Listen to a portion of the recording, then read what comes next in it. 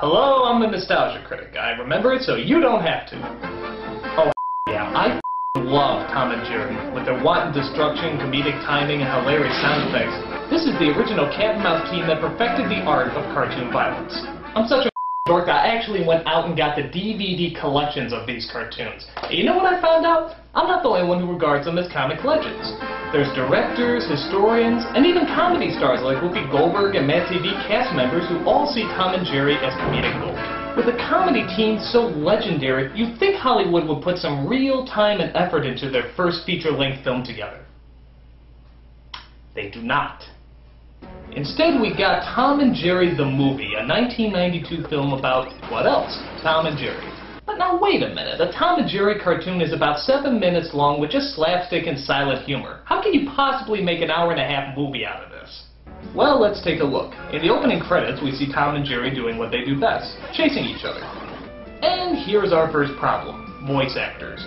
Tom and Jerry had little to no voice actors in their cartoons, but hey, maybe the slapstick will be funny. Even the slapstick is wrong. I mean, this is Tom's yell, and this is the movie's. That's not nearly as funny. And look at this. When Tom gets cut in half in the cartoon, it's humorous. When Tom gets cut in the movie, oh my, that's blood! They have to show blood in this! What are they, psychos? Yeah, and here's a real joke. Creative consultant Joseph Barbera. That means they just went up to him every day and asked, is this destroying your creation? Is this nothing like your original vision? Yes. Good! So the film begins with Tom's owners moving away, but Tom accidentally gets flung out of the car and is forced to stay at home. It turns out the owners move just in time as their house is being bulldozed to the ground. Tom and Jerry escape, but are left without a home. So the two of them have to roam the streets looking for food and shelter. These are the only good parts of the movie, where Tom and Jerry tried to decide whether they should help each other out or not, and all without any dialogue. There's even a cute in-joke with a restaurant called Bill and Joe's, obviously referencing Bill Hanna and Joseph Barbera, the show's creators.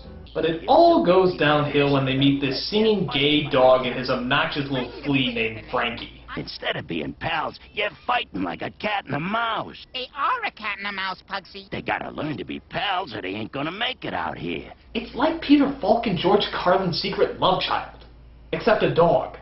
The name is Pugsy. What's yours? I'm Tom. I'm Jerry. What the f***? Did they just talk? Did Tom and Jerry, one of the most famous silent duos of all time, just speak to each other? No.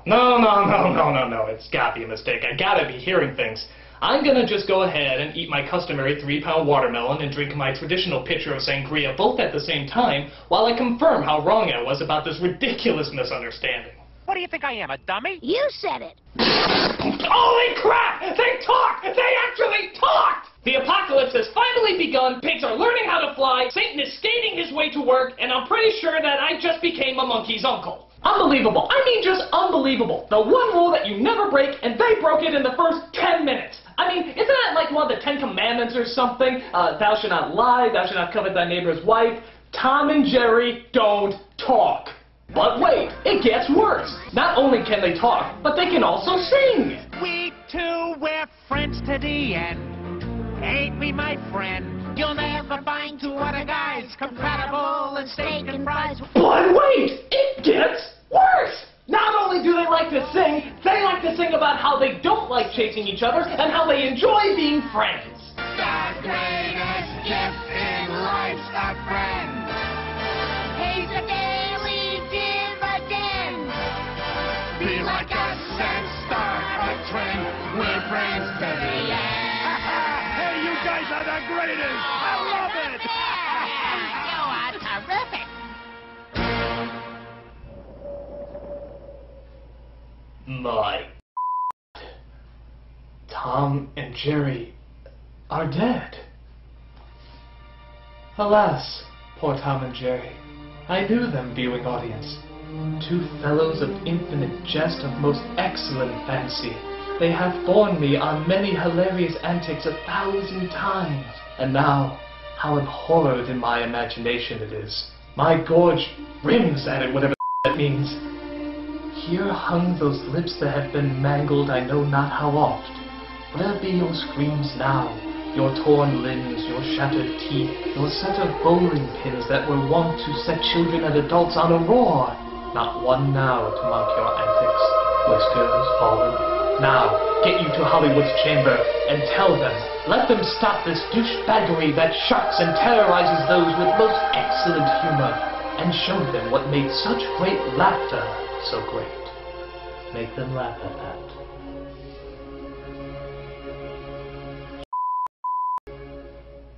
Okay, so after Tom and Jerry become friends, Pugsy is taken away, by a pair of Mexican wrestler dog catchers. So Tom and Jerry set off on their own, while running into a strange gang of alley cats who like to do nothing more than to... We got no time for taste. Sing another song? Oh, come on! I already have one song cut the off my childhood. I don't need another. Look at this. It's like West Side Pussy. I mean, how can anyone find this entertaining? It's just torture. What do we care about nice? What do we care about sweet? Oh yeah, I'm gonna be humming that tune all week. So after they escape the singing cat gang, did I really just say that? They come across another shadow lurking in the alleyways. Who the is this? I'm Robin Starling. I'm afraid I don't have a home anymore. I'm sorry, we're trying to shoot a movie here. Is there any chance you can just kind of mosey along and, I'm an orphan. My mother died when I was a baby. Sucks. You know, we have a lot of shooting to do, and it's actually about Tom and Jerry. I'm sure it's going to be very funny once it comes out, but you're kind of in the way right now, so if you could just, you know, kind of get out of the way, that'd be great. Aunt Fig was always calling me orphan. She even stole my locket and threw it out the window, but I climbed out and found it. You're really not going to leave until we make a movie about you, huh? Uh-huh. Okay. Alright, a little rewrite here.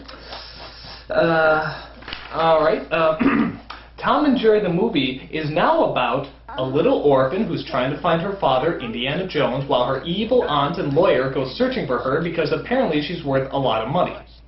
Oh, and there's a cat and mouse in there somewhere, but that's not important. So yeah, you're probably thinking, what the does this have to do with Tom and Jerry? Well, I guess the writers felt that the story needed a little bit more conflict, because, you know, Tom and Jerry didn't have any conflict whatsoever. So after talking under Exposition Bridge, Tom, Jerry, and Robin decide to go back to her aunt's house, because they figure a bad roof over their heads is better than no roof at all. I never thought anyone could depict an actual representation of a giant purple people eater, but if there's anything that comes close, it's Robin's aunt, who seems to be consumed by one thing. We've got to have money. Oh, sounds like the producers of this movie. So they talk about what they're gonna do with Robin and... Oh no, please, not another one. I'll do anything. I'll do your taxes, I'll shave your back, I'll prostitute myself for money, just please, not another one! Money is such a beautiful word. These songs are horrible! It's like Alan Menken's puke somehow mutated and started writing music! That's disgusting. So you might be asking yourself, is there any slapstick in this movie? Well, there's a fat dog on a skateboard who seems to pester Tom and Jerry as they try to eat. Special. Oh yeah, and he sounds like Gollum. But again, why isn't it Tom and Jerry doing all the slapstick? I don't give a about the dog. I'm just praying they put him to sleep by the end of the movie. That goes double for me. After making a mess of the place, Robin's aunt decides to send Tom and Jerry to a person who takes care of pets named Dr. Applecheeks. By the way, have you noticed the strange names in this movie? Dr. Applecheeks, Aunt Fig, Mr. Lickboot? These are sounding more like abstract fetishes. So it turns out Dr. Applecheeks holds rich pets ransom and gives them back to their owners for outrageous amounts of money. How do I know this? Because he sings about it, of course! Yes, animals are business, a money-making business. I don't think so. So while in the pet prison, guess who they bump into? No, not him. You! You killed Tom and Jerry! You turned them into friends that ruined the franchise! What? So Tom and Jerry escape and try to help Robin get reunited with her father.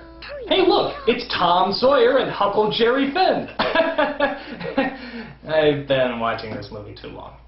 But a giant ship separates our heroes as Robin wakes up in an unknown house.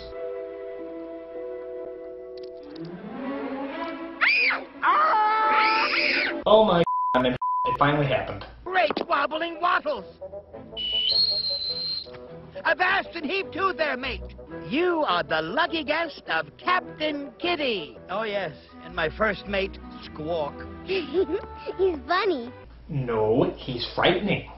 So, while Robin is stuck watching Captain Kitty's psychotic episode, she manages to tell him where she's going. Tibet. Have you been to Tibet? I don't know. Why don't you sing about it? I've done it all. Why does everybody have a song in this? Doesn't anybody just say yes or no anymore? Played Carnegie Hall. Nothing at all. I played Macbeth on Shut up. and got pneumonia twice. Shut up. And have it all. Shut up! Montreal. The road was small. From Saskatoon to Minneapolis. So Tom and Jerry find Robin, but unfortunately Captain Pedophile is holding her ransom for $1 million reward that her aunt promised. On top of that, Dr. Applecheeks hears about the reward and wants to get her too. But unfortunately, he was tossed out of the car that he was in, so he has to find another form of transportation.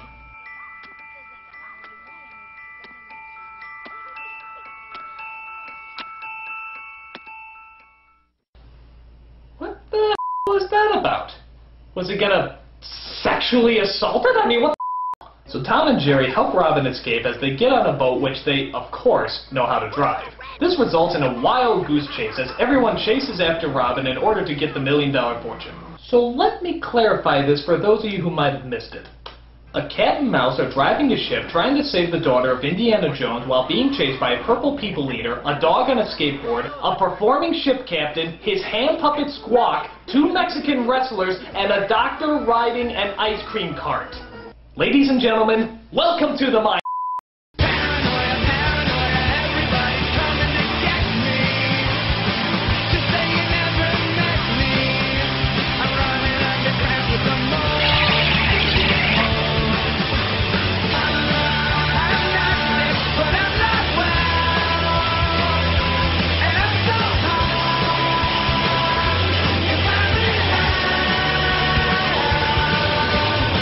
So Robin gets to the cabin where she thinks her dad is, only to find the bad guys are there waiting for her. But a lamp falls over and of course starts a fire, burning down the entire cabin. I always love how one spark can set off a house fire in like 2 seconds. Watch. You see? It looks like all hope is gone for our 3 heroes until...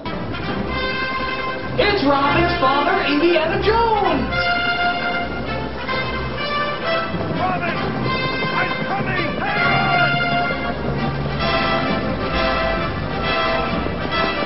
He rescues his daughter and leaves Tom and Jerry to burn alive in the fire. Wait, what? Go! Tom! Jerry!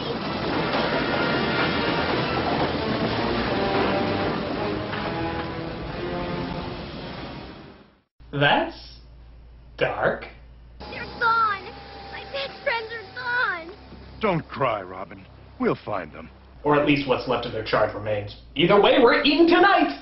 Oh, of course they're alive. They survived Thanksgiving dinner's more threatening than that. So Robin and her father adopt the cat and mouse and invite them to live in their home, where, of course, Tom and Jerry start doing what they should have been doing throughout this entire movie. I love this little circle here, like, yep, that's what it's all about. But nope, that's not what this film is about. I'll tell you exactly what this film is about. An hour and a half too long! This film is awful, the lowest form of it sucks. If I was to go back in time to tell the Tom and Jerry of 50 years ago that they would be making a film of this caliber about them, what do you think they'd have to say about it? I'm trying not to. I'm the Nostalgia Critic guy, remember it, so you don't have to. Yalla!